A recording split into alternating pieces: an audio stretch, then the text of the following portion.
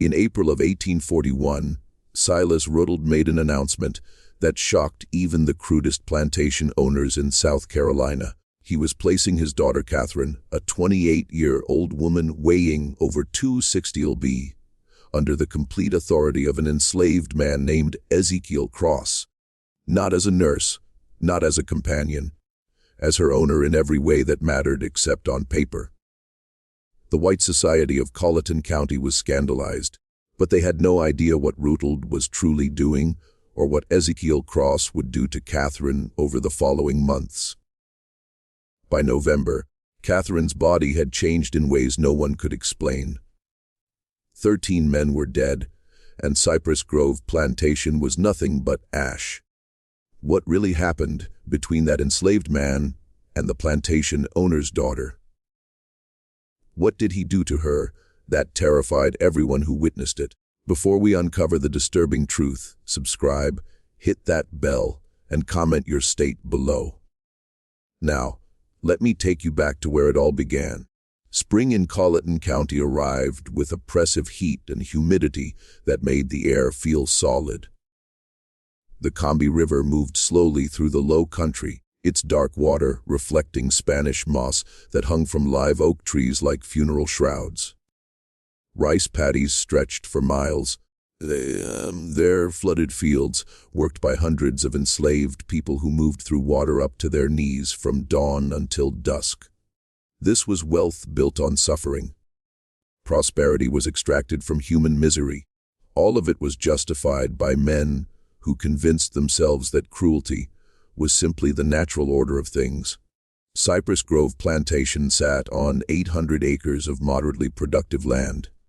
Its owner, Silas Ruddle, was not quite part of the county's elite, but desperately wanted to be. He owned 58 enslaved people, which made him wealthy by most standards, but barely qualified him as mid-tier in local society. The truly powerful families owned thousands of acres and hundreds of slaves. They summered in Charleston and sent their children to universities in the North. Their names carried weight that could open doors or destroy reputations with a single word. Silas had married Elizabeth Yancey in 1812, a union that brought moderate land holdings and a respected surname. Elizabeth had been a practical woman who kept meticulous records and seemed more interested in profit margins than social climbing. She died giving birth in 1813 to a daughter christened Catherine. For 28 years, Silas raised Catherine alone while focusing his energies on gaining entry to the inner circles of county power. He was a tall man, thin in the way of people who forget to eat when consumed by obsession. His hair had gone gray prematurely, giving him a severe appearance that matched his cold temperament. In business, he was known for being shrewd, but honorable enough, the kind of man who would drive hard bargains, but keep his word. His daughter, Catherine, had grown up isolated, educated by tutors never quite belonging anywhere. By 1841, she was 28 years old and weighed nearly 260 lb. Her body was swollen from years of medications prescribed by doctors who diagnosed her with hysteria and female nervous disorders. She suffered violent fits where she would scream and throw objects. She had attacked her father with a letter opener the previous year, leaving a scar across his left hand. The white society of Colleton County whispered about her with false sympathy. Poor Silas Ruddle, burdened with a mad daughter. What a shame. She had been such a pretty child. None of them knew the truth. None of them knew what Catherine had witnessed when she was 12 years old, or that her madness was not madness at all, but a rational response to living with monsters. The letter arrived on April 7th, delivered by private courier. Silas opened it in his study, expecting business correspondence. Instead, he found 3 pages on expensive paper sealed, with red wax bearing a symbol he recognized immediately. A scythe crossed with wheat stalks, the mark of the brethren of the harvest. The brethren, 13 men who gathered in darkness to perform rituals they believed strengthened the land. through blood sacrifice. They mixed old European traditions with beliefs borrowed from enslaved people who understood spirits and power. They believed the strong were meant to consume the weak, literally when necessary. Silas had been initiated in 1822. He had attended perhaps 40 gatherings over 19 years, participating in rituals that ranged from disturbing to monstrous. The letter informed him he was in debt. 12,000 borrowed over years of gambling losses and failed investments. An impossible sum. Repayment would require selling most of his land and all his slaves, destroying everything he had built. But the letter offered an alternative, a demonstration of commitment from members in difficult positions. Silas would take his daughter Catherine and place her under the complete authority of one of his enslaved men, not temporarily, not as punishment, but as a genuine transfer of responsibility lasting 1 full year. The enslaved man would have total control over her person, her daily activities, her treatment. Silas would announce this publicly at a gathering of the county's prominent families, explaining it as an extreme medical measure for his daughter's condition. The humiliation would be absolute. In a society where white women were supposedly precious and protected above all others, Silas would be declaring his daughter worth less than his property. But if he agreed, his debt would be forgiven, and the brethren would provide financial support to restore his position. Silas sat in his study for hours that night.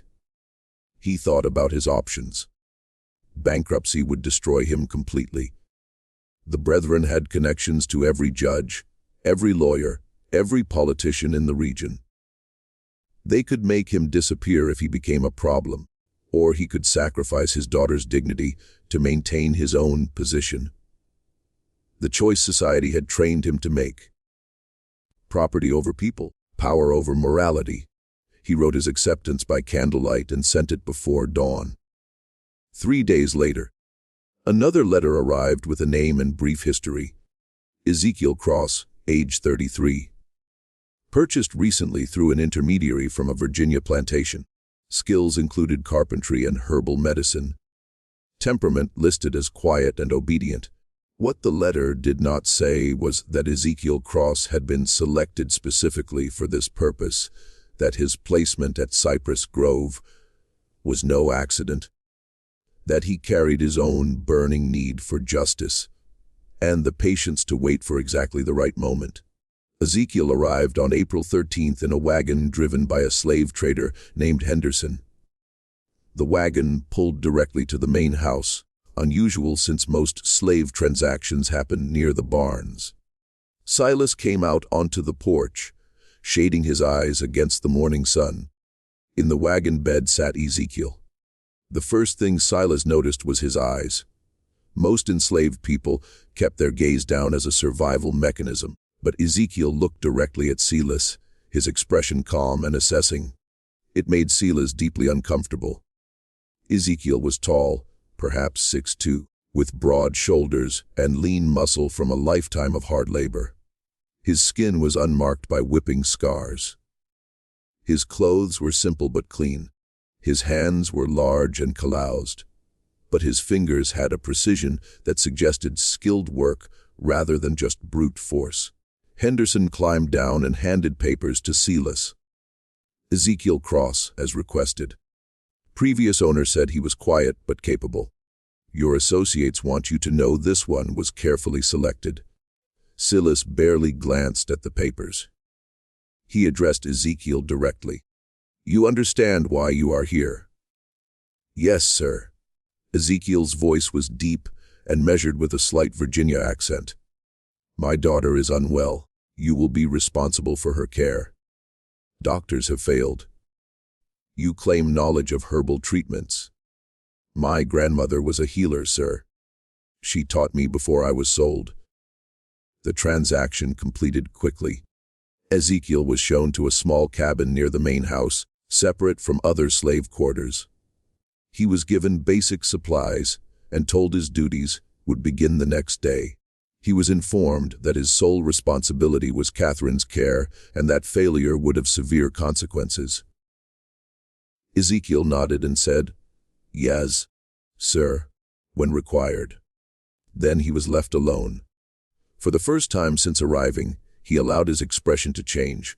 His jaw unclenched slightly, his shoulders relaxed. He sat on the bed and pulled from inside his shirt a small cloth bundle.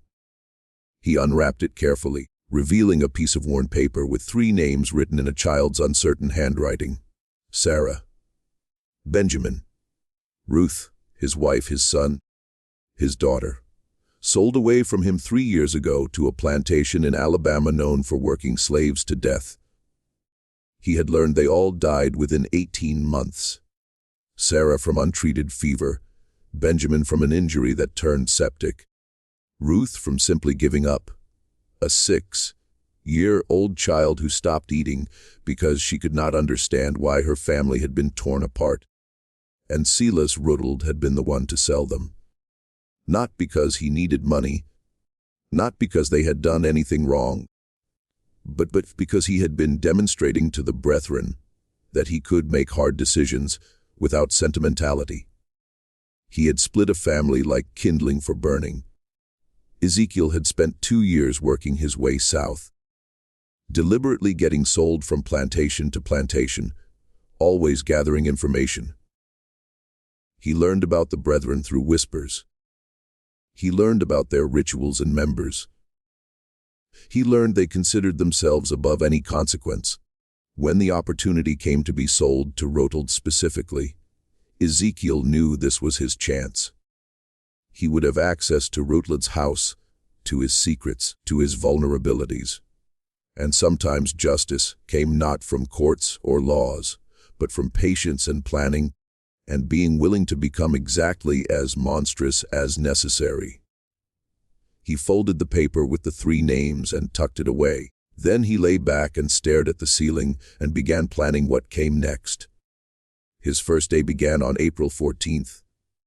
A house slave named Judith, middle-aged with graying hair, brought him to Catherine's room on the 2nd floor. She knocked reluctantly. "Miss Catherine, your father has brought someone to help with your treatments." A crash from inside, something heavy hitting the wall. Then Catherine's voice, slurred but venomous. "I do not want more treatments. Send him away." Judith looked at Ezekiel with sympathy. "She has bad days. This is one."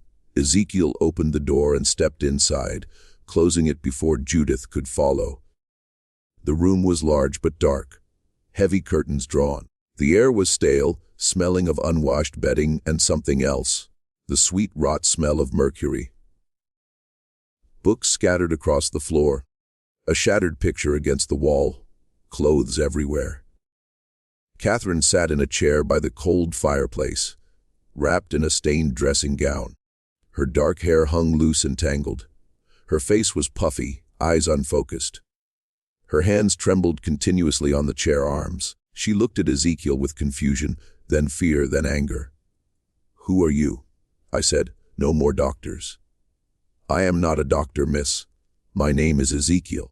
Your father asked me to help you." "Help?" She laughed harshly. "That is what they all say. Help, treatment, medicine. They mean poison. They mean chains. They mean silence." She stood suddenly, swaying.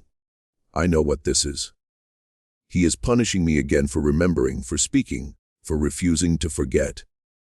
Ezekiel stood still, non-threatening. "What are you supposed to forget?" The question caught her off guard. Her anger flickered to something more vulnerable. "You do not know." "I know nothing, miss. Only that your father says you are unwell." Catherine studied him intently, as if really seeing him for the first time. "You are not from here." "Virginia originally, miss." "Do you know what happens in this house? What they do in the cellar?" Ezekiel's pulse quickened, but he kept his expression neutral. "I do not know what you mean." "Lear. No heat in it. Just exhaustion.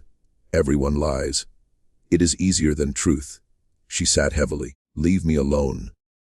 Tell my father his newest torment failed.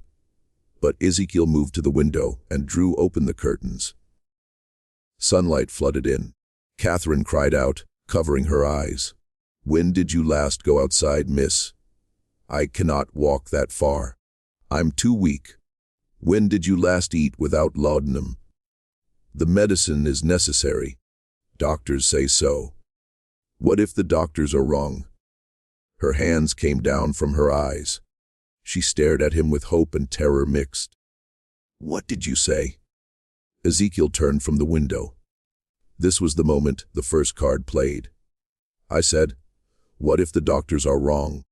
What if everything you have been told about your condition is designed not to help you, but to keep you controllable? What if your father has been poisoning you for years to ensure you never become well enough to speak about what you saw? Absolute silence. Catherine's eyes went wide, her trembling hands stilled. For 30 seconds, she just sat there, her mind working. When she spoke, her voice was different, clearer. He told you. Your father told me nothing, miss. But I have eyes. I know mercury poisoning. I know long-term laudanum use. Healthy women do not become like this without someone working hard to make them that way. Why would you say this? Suspicion crept back. This is a trick. You are testing me. I am telling you I can help you become truly well. Clear-minded, strong enough to walk out of this room. But it will not be easy. Your body has been dependent on those medicines for years. Stopping will be painful. You will feel worse before better, and your father will not approve. Then why would you do it? Ezekiel met her eyes. Because I have my own reasons for wanting Silas, Untold, to suffer. And the best way to make him suffer is to give him back a daughter who is sane enough to remember everything and strong enough to speak about it. The truth. Dangerous to speak so plainly. But Catherine was damaged, not stupid. She would see through manipulation, but genuine common cause. That she might believe. You want revenge on my father? Yes, miss. What did he do to you? He sold my family, my wife and 2 children, sent them to their deaths for no reason except to prove something to people who judge worth by cruelty. Catherine absorbed this, then nodded slowly. The brethren. He sold them for the brethren. Not a question. The brethren, miss. You do not know. She laughed, something manic in it. You will learn. Everyone learns eventually. She leaned forward. If I agree, if I let you help me, what happens then? You get well, miss. And when you are well, we decide what to do next. I have my revenge to plan. You have yours. Perhaps they align. Catherine studied him intently. Finally, she spoke. I want them all dead. My father, Judge Palum, Reverend Crenshaw, all of them. Every man who stood in that cellar. I want them to suffer first, to know it is coming, to beg. Then I want them dead. The venom was shocking, not for its intensity, but because it came from someone dismissed as mad and harmless. This was not madness. This was rage concentrated by years of suppression. Ezekiel nodded. Then we have an understanding, Miss Catherine. If we are conspirators, use my name. I cannot, miss. Not where anyone might hear. We must be careful. Then know something, Ezekiel. Catherine's eyes glittered dangerously. I have killed before. 3 people, house slaves who might have told my father about my lucid moments. I cannot remember exactly how. The laudanum blurs everything, but I know I did it. They disappeared. Their families were told they ran away. She smiled terribly. So if you plan to betray me, to use me, then dispose of me, know that I am not a victim. I am something worse. Ice ran down Ezekiel's spine. He had expected an ally, not someone whose capacity for violence might exceed his own, but he kept steady.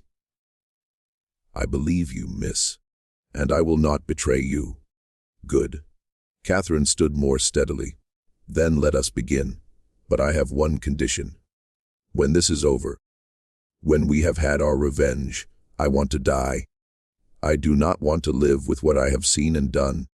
You will help me with that too." Agreed. Ezekiel had not expected that, but he was committed now. Agreed. "Then we have a deal." Catherine extended her hand. After hesitation, Ezekiel shook it. Her grip was stronger than expected. Over the following week, Ezekiel began Catherine's treatment. He gradually reduced her laudanum, replacing some with herbal tinctures.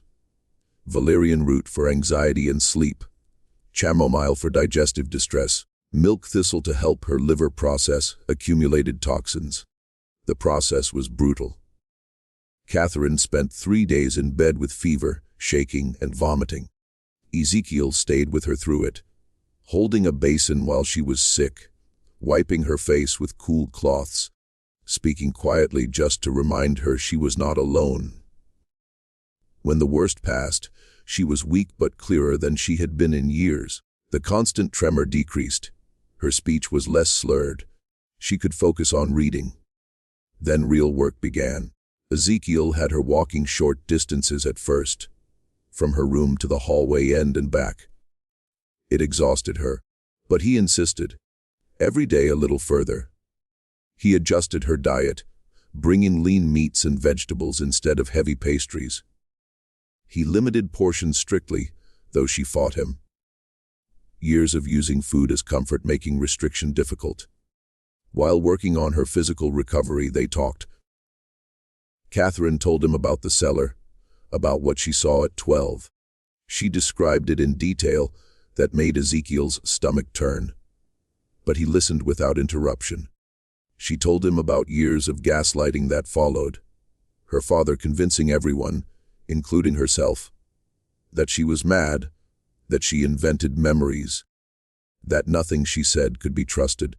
She told him about the journal she kept hidden, pages documenting dates and times when her father left late at night, names of visitors at strange hours, sounds from below that should not be possible.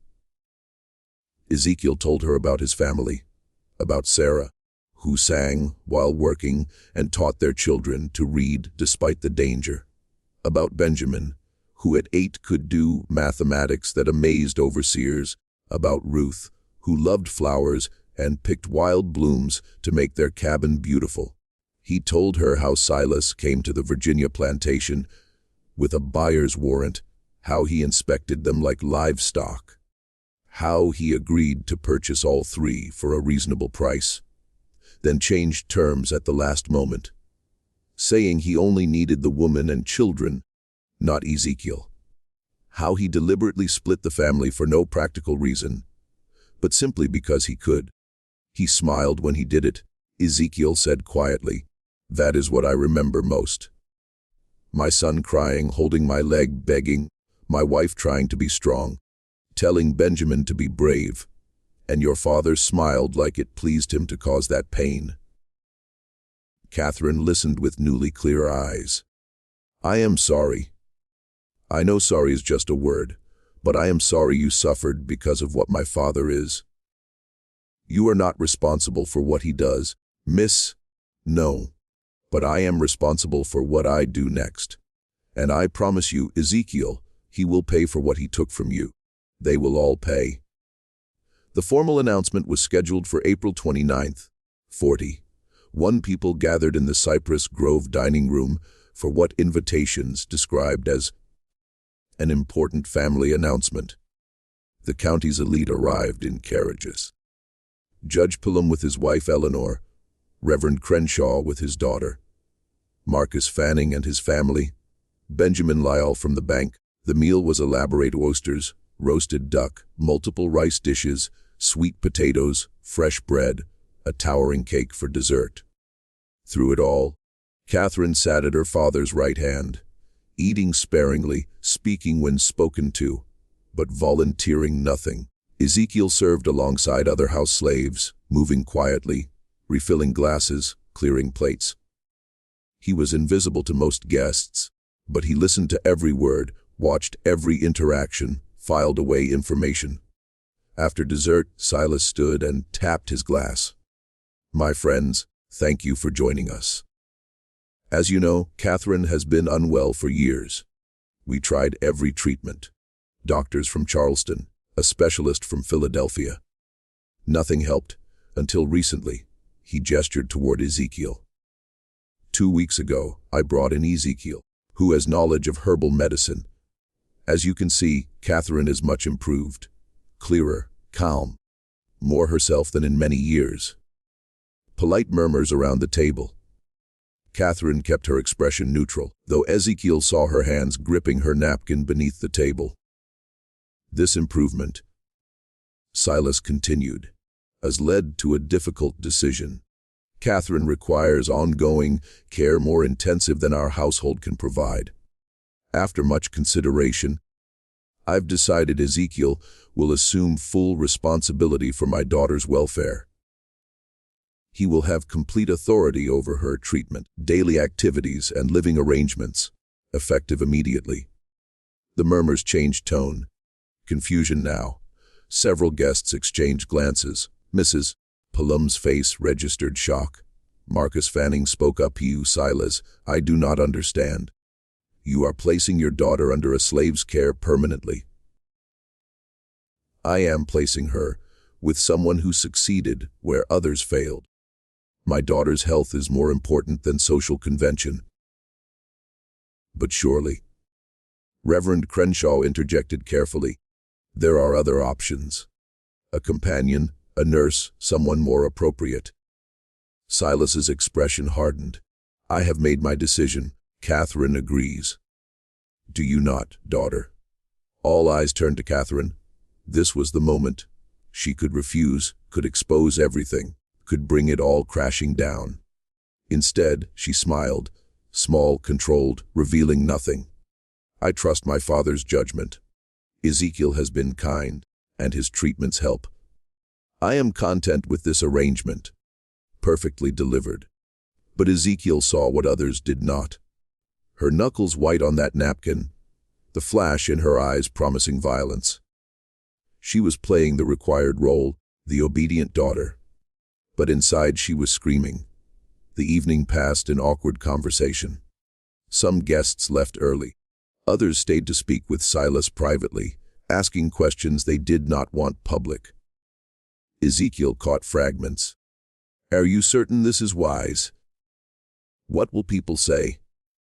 The brethren will not approve of this becoming public. That last from Judge Pullum, spoken low near the study. Silas's response was too quiet to hear, but whatever he said made Pullum nod and clap his shoulder. By midnight, all guests had departed. Catherine retired to her room. Silas went to his study. Ezekiel helped with cleanup, then made his way upstairs.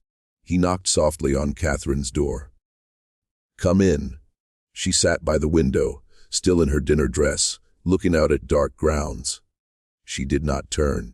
It is done, then. I am officially your responsibility. Property of property.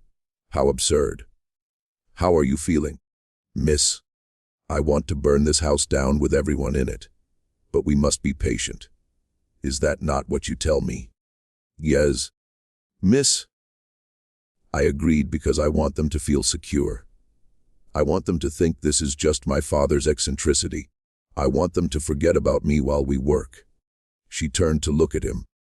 Did you see their faces? The disgust, the pity. They think I am pathetic. They have no idea what we are planning. And what exactly are we planning?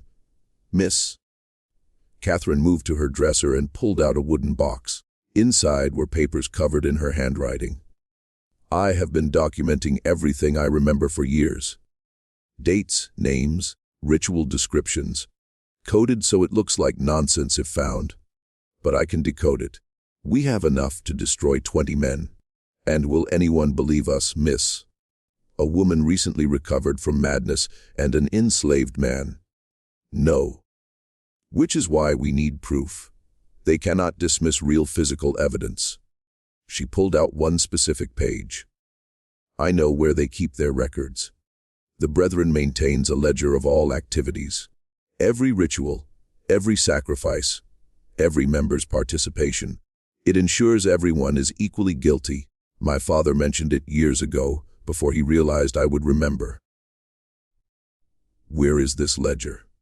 In the cellar. There is a hidden room beyond the main chamber. I never saw inside, but I heard them talk about it. That is where they keep everything they cannot afford to lose.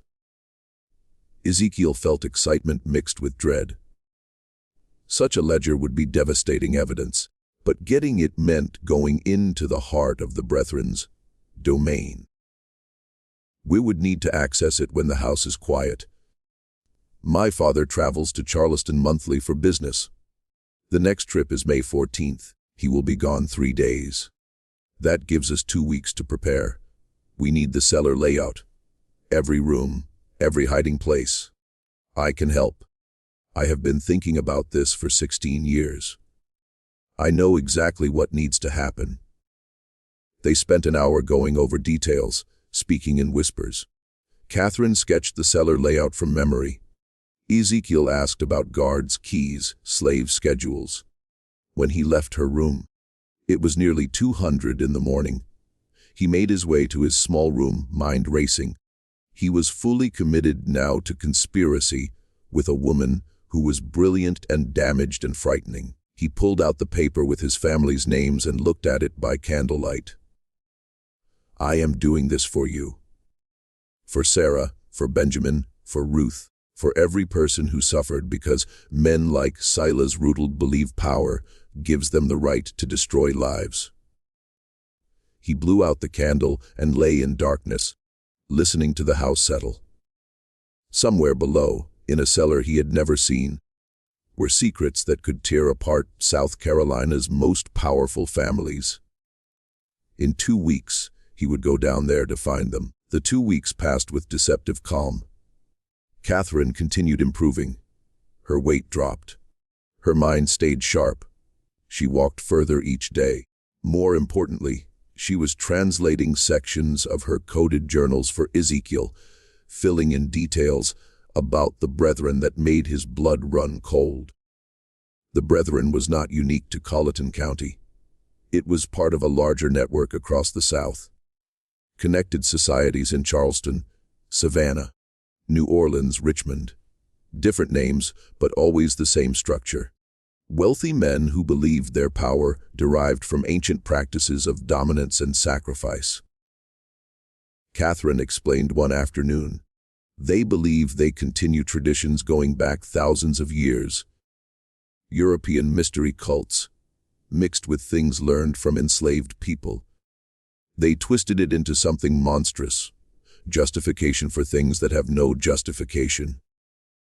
And the sacrifices, not always human, sometimes animals. But other times they take people who will not be missed. Slaves with no family, poor whites who wander onto their properties. Once I heard my father mention a child, but I do not know if that was literal. Where do bodies go? Swamps. On every plantation. Bodies go in and are never found. Alligators do the rest. And this ledger documents all of it. Every ritual for 40 years. Names, dates, descriptions. They keep it because they need mutual complicity. Everyone equally guilty, so no one can expose the others without destroying themselves. May 14th arrived. Silas left for Charleston early morning, taking his carriage and manservant. He would stay with associates, attend to business, expected back the evening of May 16th. That gave them almost 3 full days. They waited until nightfall before moving. The house settled into evening routine. By 10, the main house was silent. They met in Catherine's room. She had changed into simple dark clothes, allowing freedom of movement, hair pulled back tightly. She looked like someone preparing for battle. Are you certain? Miss, I have never been more certain. Let us go. The cellar entrance was in the kitchen behind the pantry. The door looked like wall paneling. But pressed right, it clicked open, revealing narrow stairs descending into darkness. The smell hit immediately. damp earth and old smoke, and something organic and rotten. Catherine noticed his reaction. "You get used to it. I wish I could say you stop smelling it, but I would be lying." They descended carefully, Ezekiel carrying a shuttered lantern providing minimal light. The stairs were steep and worn, wood creaking. After 20 steps, they reached bottom. The cellar was larger than expected, easily 30 feet square with low ceilings supported by thick beams. Floor was packed earth, walls lined with stones weeping moisture. At center was what Catherine called the altar. Though now it looked like just a heavy wooden table, but dark stains on its surface and grooves carved in edges told their own story. Around the room were candle holders, clay jars sealed with wax, wooden boxes, a rack holding black robes with crimson trim. Along one wall, shelves containing books and papers. Catherine moved with the certainty of someone following a memorized map. She led Ezekiel to the far wall, where stones seemed solid, but she pressed one particular stone and something clicked. A section swung inward, revealing another chamber. This room was smaller, 10 feet square, and here the brethren kept its secrets. The ledger sat on a wooden stand in the center. Massive, 2 feet tall and 18 inches wide, bound in dark leather with metal clasps. Next to it were smaller journals. Around the walls were shelves containing jars Ezekiel refused to examine too closely. "There," Catherine whispered, pointing. "That is what we need." Ezekiel moved to the stand and opened the book carefully. Pages were thick parchment covered in meticulous handwriting. Names and dates going back to 1800. Ritual descriptions written in clinical detail, like scientific experiments rather than atrocities. He began reading, and with each entry, his horror deepened. These men had not just committed occasional violence. They made it systematic. Regular gatherings every 6 weeks, rituals timed to agricultural cycles, believing blood fed the land. They had killed at least 37 people over the years, probably more.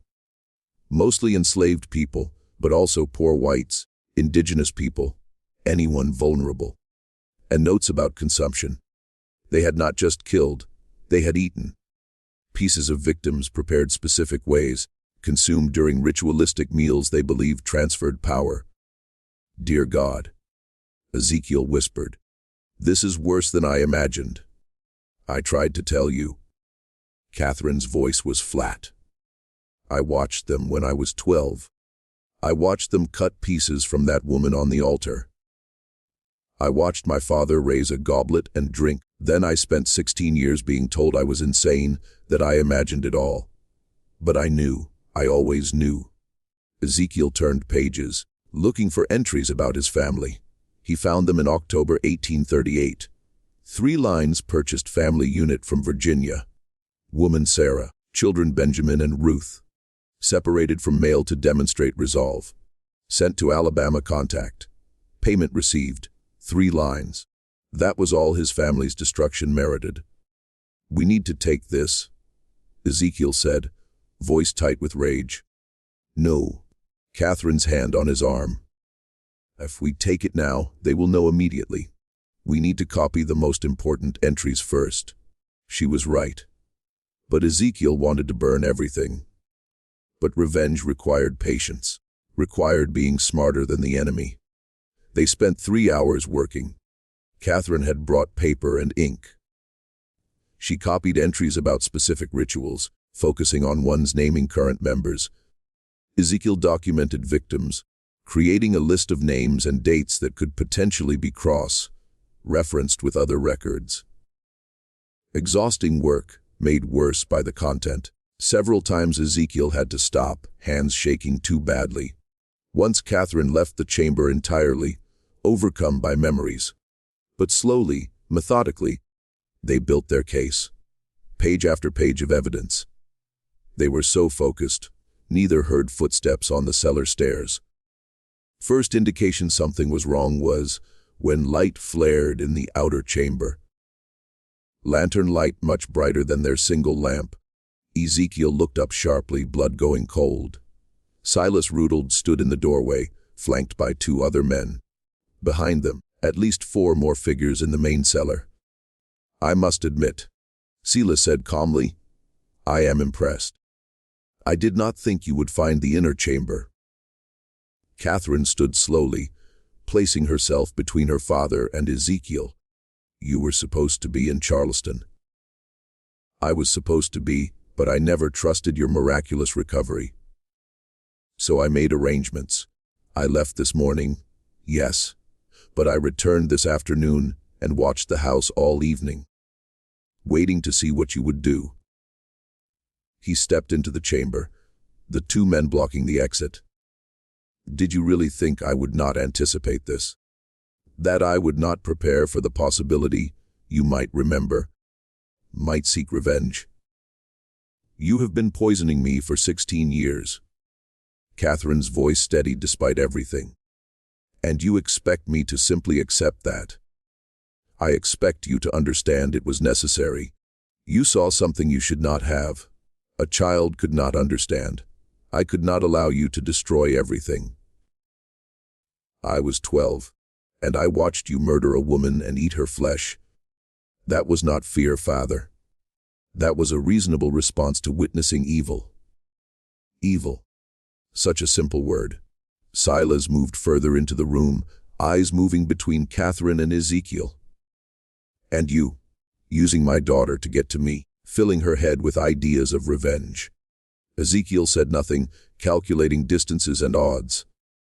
7 men against 1, with Catherine in no condition to fight. The situation looked hopeless. Silas seemed to read his thoughts. "Do not do anything foolish. I do not want to hurt either of you, not permanently.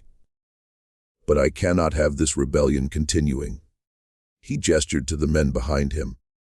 "Bring them upstairs. We need to discuss what happens next." They were taken to Silas's study and locked inside together. The room was windowless except for 1 high transom, impossible to reach. The door was heavy oak, locked from outside. As soon as they were alone, Catherine moved to Ezekiel. "Are you hurt?" "No, miss. But we are in serious trouble." "Yes, but not as much as you think." She pulled something from inside her dress. The papers they had been copying. "I managed to keep these. He did not search me." "Too confident. That will not help if we are dead." "We are not going to die. Not tonight." Catherine's eyes were calculating. "My father will want to resolve this without killing me, if possible. I am still his daughter, his blood. That gives us leverage." Over the next hour, they heard arrivals' voices in the hall, men gathering. The brethren was assembling. Finally, the door opened. Marcus Fanning stood there, face grim. "They are ready for you. Come peacefully, and you will not be harmed." They were led down to the cellar again. This time, the main chamber had been transformed. All 13 brethren members present, dressed in ritual robes. Candles burned in every holder. The altar was draped with crimson cloth. 13 chairs arranged in a perfect circle, all occupied except Silas's at the altar's head. Ezekiel and Catherine were positioned in the circle's center, forced to stand facing Silas. The other members watched with expressions ranging from curiosity to hostility. Silas removed his hood. "Brothers of the harvest, thank you for coming on short notice. We face a crisis. My daughter and her associate discovered our inner chamber. They saw the ledger. They were copying entries when I interrupted them." Judge Palum spoke uply. "Then they must be silenced permanently. This is not complicated." "I disagree." Silas held up a hand. "My daughter is blood. I cannot simply dispose of her without exhausting other options. And the man represents an opportunity." "What opportunity?" Reverend Crenshaw asked. "To test something I have long believed, that a person can be drawn into our work through their own actions if framed correctly." Silas turned to Ezekiel. "You want revenge on me? You want to destroy me for what I did to your family. I understand that. But what if I offered you a different kind of revenge? A more meaningful one? I do not understand, Ezekiel said carefully. I am offering you membership, not as an equal. The Brethren does not accept men of color as full members, but as an associate. You would attend our gatherings, participate in rituals, and in exchange, I would give you what you want most. My family is dead. You cannot give me what I want. No. But I can give you revenge against the people who killed them. The plantation owner in Alabama who worked your wife and children to death. His name is Edward Gaines. He is not part of the Brethren. He has no protection from us. If you join us, prove your loyalty. I will give you resources to destroy him. Money, information, whatever you need to make him suffer as you have suffered. The offer hung in the air, obscene in its calculation. Join the men who destroyed his family to get revenge on another monster. And if I refuse, then you and Catherine both die tonight. Your bodies go into the swamp. No one will ever know what happened. The papers Catherine was copying will be burned. Her journals destroyed. Everything continues as it always has. Silas spread his hands. But if you accept, you live. Catherine lives. You get your revenge. All it costs is your soul. Ezekiel looked at Catherine. Her face was pale, but she gave him the slightest shake of her head. Do not do it. Whatever happens, do not become them. But Ezekiel was thinking about accepting, about getting inside their organization, about gathering more evidence, about buying time. He looked back at Silas. What happens to her?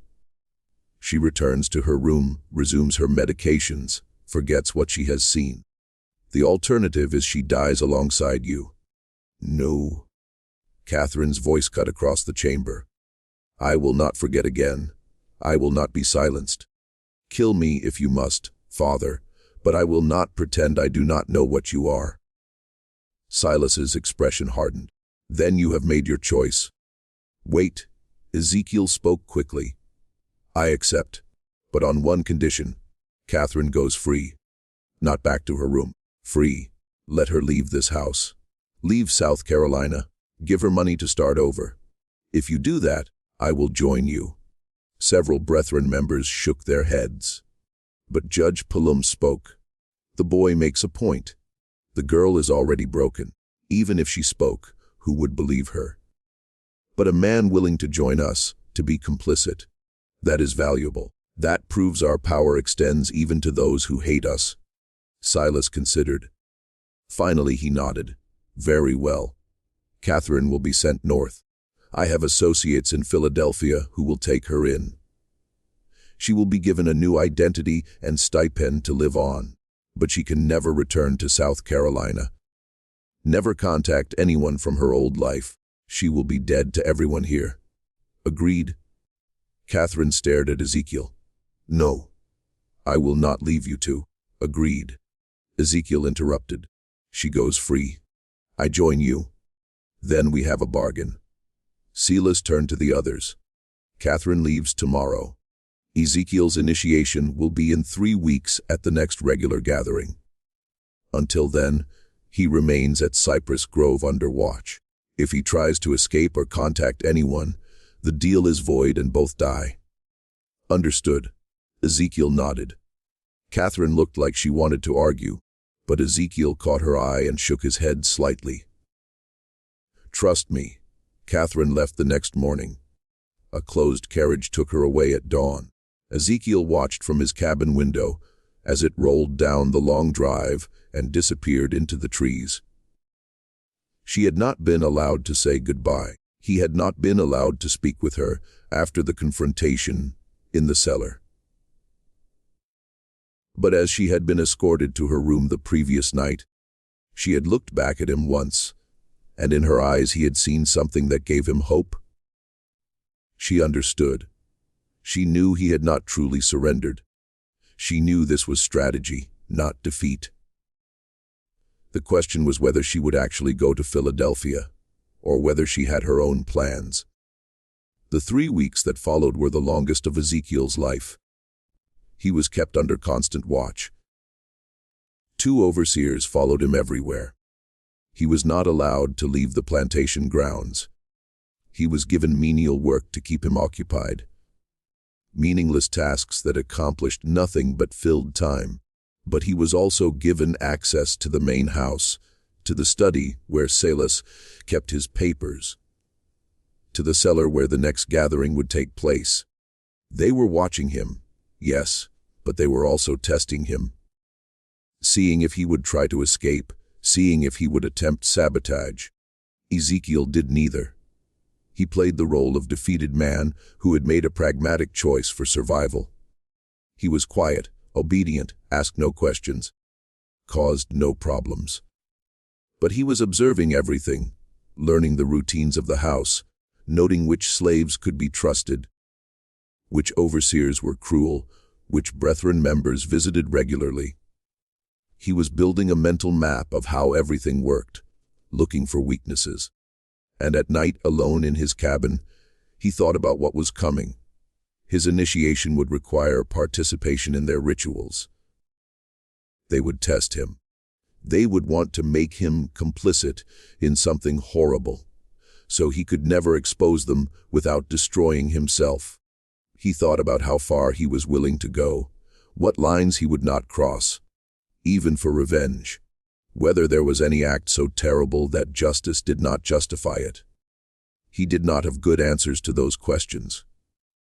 On June 2nd, the night before his initiation, Silas came to his cabin. It was late, after midnight. Ezekiel woke to knocking and opened the door to find his owner standing there alone. "May I come in?" Ezekiel stepped aside. Silas entered and looked around the sparse room. Finally, he spoke. "Tomorrow you will become one of us. Not fully, never fully, but enough. I want you to understand what that means. I understand what I agreed to. Do you? Do you truly?" Silas sat on the single chair, uninvited. The Brethren has existed for 43 years. In that time, we have never lost a member to exposure. Never had someone break our code of silence. Do you know why? Because everyone is equally guilty. Partly, but also because we take care of each other. A man joins the Brethren, and suddenly doors open. Business opportunities appear. Legal problems disappear. Enemies find themselves in difficulty. We are not just a society, Ezekiel. We are a network of power that extends across the entire South. Once you are part of that network, even as an associate, you will have access to resources you cannot imagine. And in exchange, I help you murder people. Silas did not flinch. In exchange, you help us maintain the natural order, the strong over the weak, the powerful over the powerless. That is how the world has always worked. We simply acknowledge it and use it to our advantage. You killed my family to demonstrate your commitment to that order. I did, and I would do it again because sentiment is weakness. Love is weakness. The moment you allow yourself to care more about individuals than about power, you have already lost. Silas leaned forward. But here is what I want you to understand. Your family is dead. Nothing you do will change that. But you can ensure their deaths meant something. You can use the power the Brethren offers to prevent other families from suffering the same fate. You can work from inside our organization to make changes, to push for less brutal treatment of slaves, to advocate for better conditions. You will have a voice at our table. That is worth something. It was almost convincing. Almost. The idea that Ezekiel could become some kind of reformer from within, using his position to help others. But he knew it was a trap, a rationalization. The moment he participated in their rituals, he would be compromised. The moment he accepted their power, he would be corrupted by it. "Why are you telling me this?" Ezekiel asked.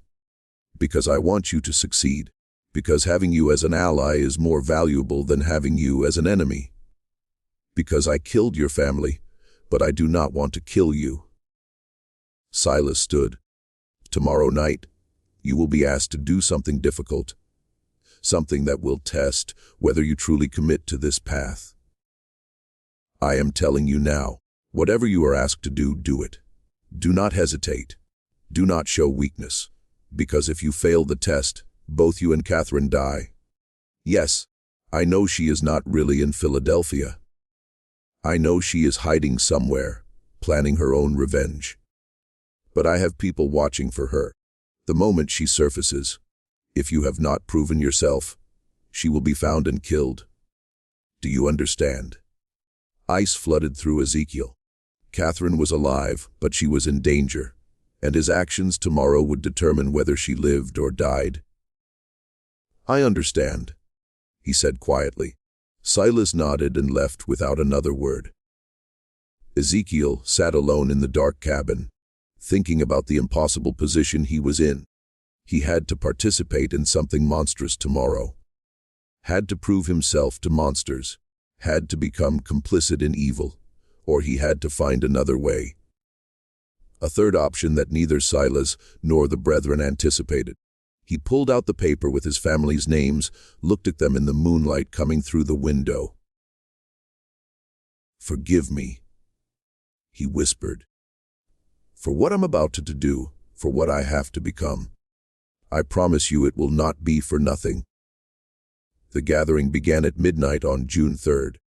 Ezekiel was brought to the cellar by two brethren members who stripped him to the waist and tied his hands behind his back. They led him down the stairs into the candlelit chamber, where all 13 members waited in their robes. Silas stood at the altar's head. Brothers of the harvest, tonight we conduct an initiation unlike any in our history. We bring into our circle a man who has every reason to hate us. A man who has lost everything because of what we represent. We do this to prove that our power extends even to our enemies. That anyone can be brought into the fold if the price is right. He gestured, and two more brethren members brought forward a figure bound and gagged, struggling weakly. They placed the person on the altar and stepped back. It was a young woman, enslaved, maybe 18 or 19 years old, terrified. This is your test, Ezekiel, Silas said. To join us, you must participate in our ritual. You must take the knife and make the first cut. You must prove that your desire for revenge against Gaines is stronger than your moral objections to our methods. If you refuse, you die here tonight. If you accept, you become one of us, and we help you destroy the man who killed your family. The other brethren members began chanting, low, rhythmic sounds in a language Ezekiel did not recognize. The candles flickered. Shadows danced on the walls. Silas held out a knife, long blade, wickedly sharp, handle wrapped in leather. Take it. Make the choice. Ezekiel looked at the woman on the altar. She was crying, trying to scream through the gag. Her eyes found his, and in them he saw every enslaved person who had ever suffered at the hands of people like the brethren. He saw Sarah, Benjamin, Ruth. He saw himself. He looked at the knife, at Silas, at the 13 men watching to see what he would do. This was the moment. The point where he would either become a monster or die resisting. But there was a third option, one he had been planning for 3 weeks, one that required perfect timing and absolute commitment. He took the knife. The brethren members nodded approvingly. Silas smiled. The chanting increased in intensity. Ezekiel stepped toward the altar. The woman's eyes went wide with terror. He raised the knife. And then he moved not toward the woman, but toward the nearest brethren member. The knife flashed in the candlelight and buried itself in the man's throat before anyone could react. Blood sprayed. The man collapsed. Ezekiel grabbed the fallen member's robe, pulling it off in one motion. He threw it over the nearest candles, plunging half the room into darkness. Chaos erupted. He moved through the confusion like violence incarnate. Years of rage focused into action. He grabbed another man, using him as a shield as someone swung at him, threw the body into two more members, tangling them, kicked out at a knee, heard bone crack, grabbed a candle holder, and smashed it into a face. The brethren were powerful men, but they were not fighters. They were soft, privileged, used to others doing violence for them. Ezekiel was none of those things. He fought toward the altar where the woman lay, grabbed her, cut her bonds with the knife he had somehow kept hold of. "Run!" He shouted up the stairs. "Run!" She scrambled off the altar and fled. Ezekiel turned back to face the remaining brethren members. 7 of them still standing, blocking the stairs. "You have made a terrible mistake," Silas said, his voice steady despite the carnage. "You have killed yourself and Catherine both." "Maybe," Ezekiel said, "but I will take as many of you with me as I can." What he did not know was that above them, in the main house, Catherine had returned. She had never gone to Philadelphia. She had been hiding in the slave quarters, waiting, planning, gathering allies among the enslaved people of Cypress Grove. And when she heard the commotion from the cellar, when she saw the young woman burst from the kitchen screaming, she knew it was time. The reckoning. Catherine had spent 3 weeks recruiting.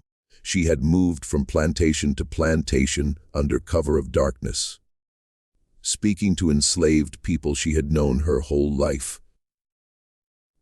People who had watched her grow up, who had suffered under her father's ownership.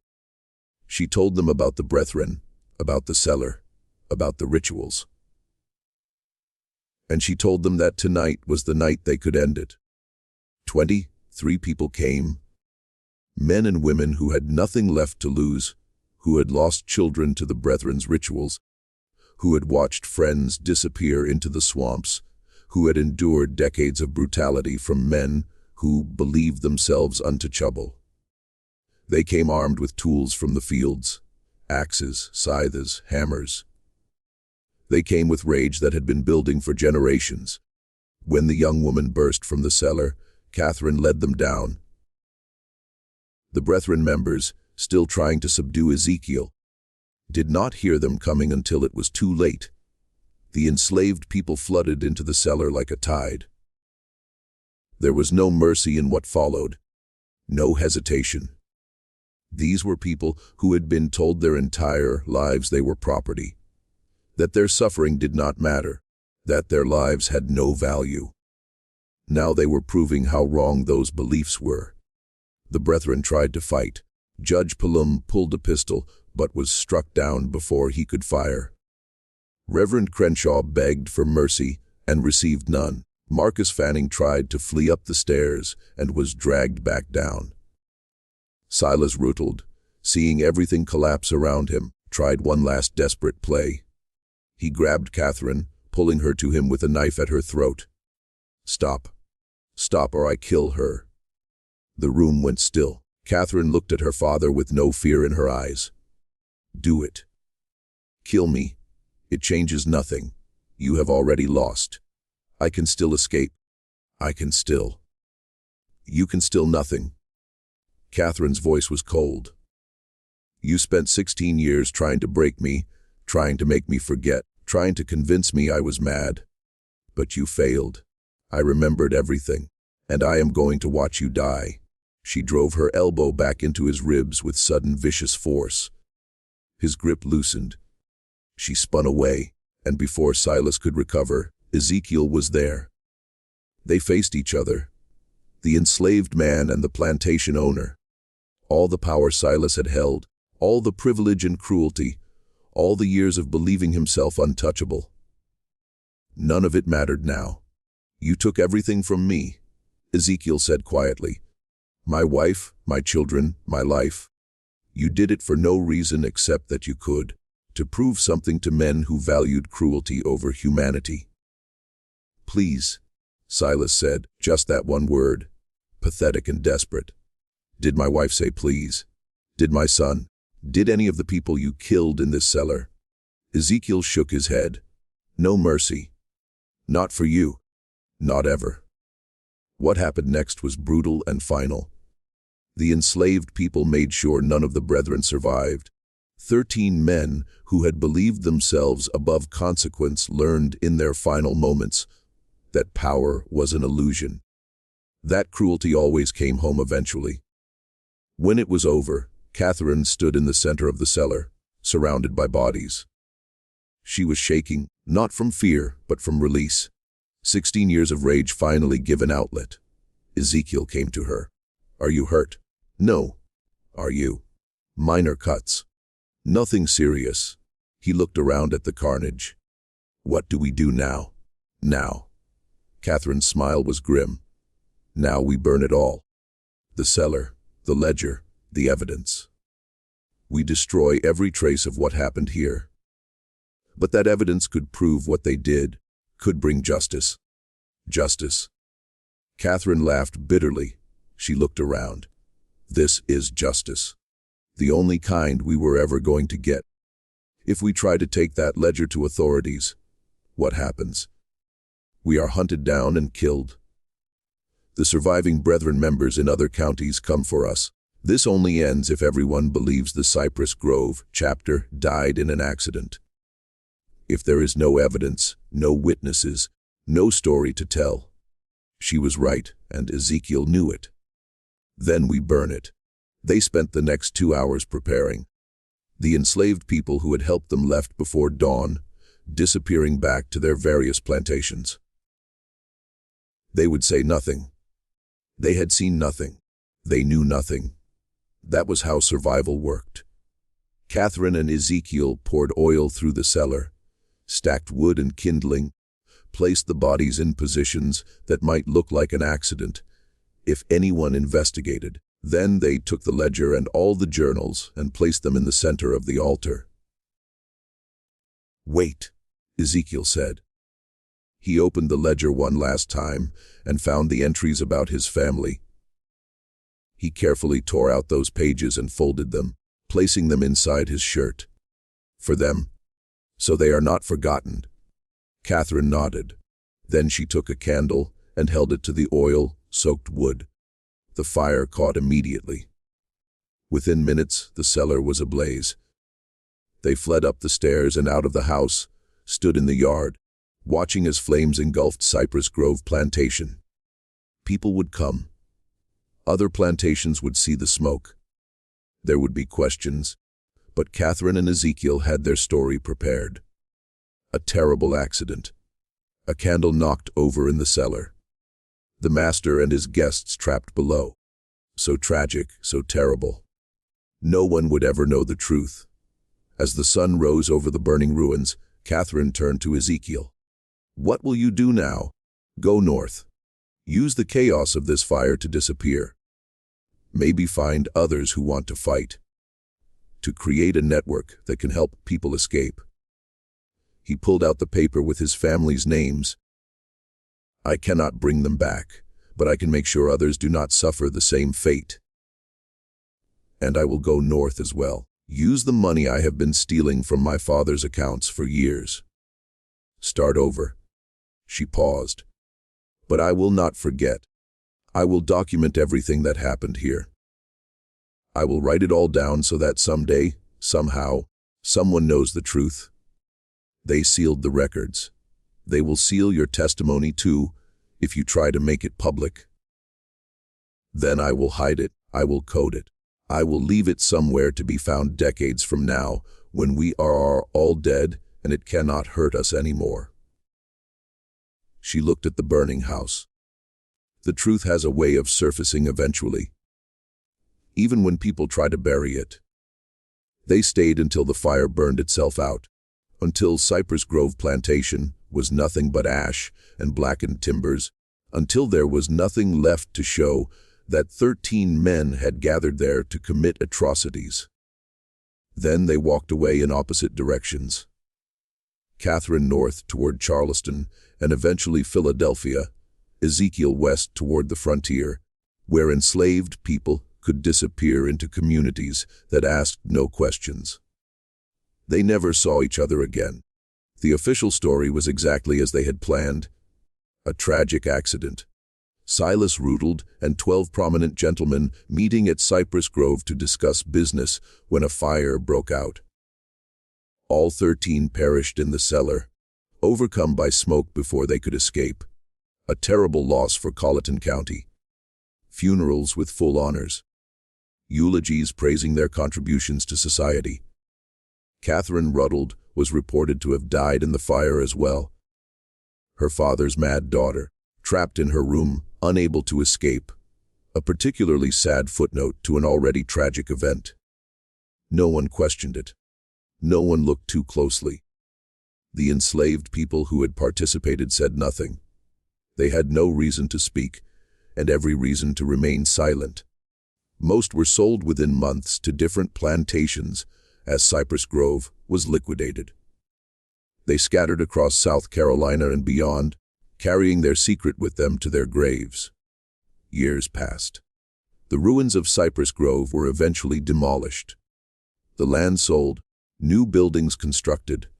Life moved on as it always does, covering over the past with the present. But whispers persisted. Stories told in slave quarters late at night about the plantation where the masters burned. About the night justice came to men who thought themselves untouchable. About the woman and the man who made it happen. The stories changed with each telling, becoming legend, becoming myth. But the core remained that cruelty had consequences, that power was not absolute, that sometimes the powerless found their power. In 1863, during the Civil War, Union troops occupied the area where Cypress Grove had stood. They found evidence of old tunnels beneath the property, found bones in the nearby swamp, found markings on trees that suggested ritual sites. But the war moved on, and no one had time to investigate further. In 1971, during demolition work, a journal was found sealed in a wall. It detailed everything: names, dates, rituals, victims. But as Catherine had predicted, it was coded. And before anyone could fully decode it, the journal vanished from county records. Some say it was destroyed. Others say it was taken by descendants of the Brethren families, protecting their ancestors' secrets. A few believe it still exists somewhere, waiting to be rediscovered when the time is right. What is known is this: 13 prominent men died in a fire in 1841. Catherine Rutald disappeared shortly afterward, though no body was ever confirmed found. An enslaved man named Ezekiel Cross was reported sold to a plantation in Alabama, but no record of the transaction exists. And for years afterward, stories circulated among enslaved communities about a network helping people escape, led by a man who had faced the monster and won. Whether those stories were true or just wishful thinking, no one can say for certain. But sometimes truth lives not in official records, but in the stories people tell, in the memories they keep, in the justice they remember. Even when history tries to forget, this mystery shows us that power built on cruelty is never as solid as it seems. That secrets kept in darkness eventually find light, that the people deemed powerless often hold the most dangerous power of all, the power of witness, the power of memory, the power of refusing to forget. What do you think of this story? Do you believe everything was revealed? Do you think that journal still exists somewhere waiting to be found? Leave your comment below. If you enjoyed this tale and want more dark historical mysteries like this, subscribe to Liturgy of Fear.